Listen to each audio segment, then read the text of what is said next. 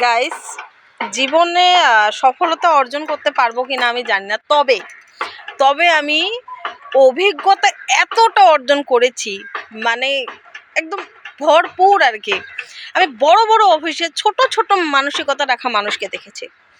তারপর মানে যেহেতু আমি প্রাইভেটে কাজ করি, সেটা যে কোনো সেক্টর হতে পারে, সেটা আমি এখনো বলতে চাচ্ছি না। আমি খুব তাড়াতাড়ি নিজস্ব কিছু একটা স্টার্ট করব, ছোট করে হলেও। রাস্তায় ফুটপাতের দোকান দেবো ভাই, তবু মানে প্রাইভেটে থাকা একদমই মানে ভালো না।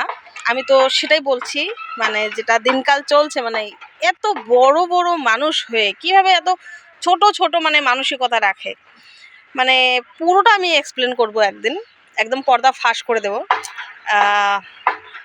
এটাই আর কি। সফলতার থেকে মানে অভিজ্ঞতাটা বহুত বেশি মানে মাইনে রাখে, তো আমার জন্য আর কি। বাকিটা বলতে পারি না আর কি।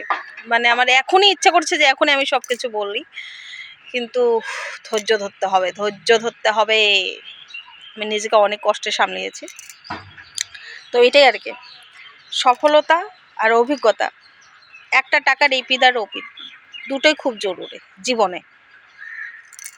অভিজ্ঞতা হয়ে গেছে, এখন জাস্ট সফলতার আগে মানে অপেক্ষায় আছি।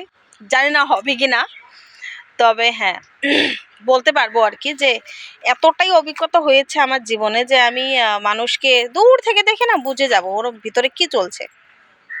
আর বাকিটা থাক আর কি।